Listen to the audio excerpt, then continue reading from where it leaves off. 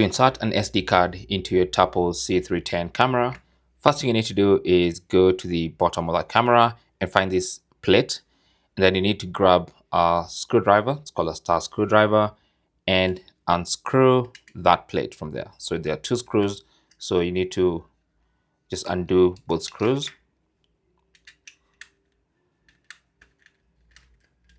With both screws undone, just lift off the plate.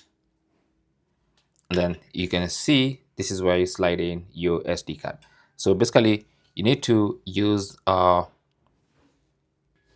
fast SD card so that it can record the highest quality.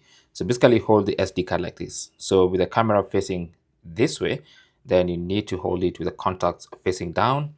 Then just slide it in there. It's the upper side. Okay, so just slide it in there.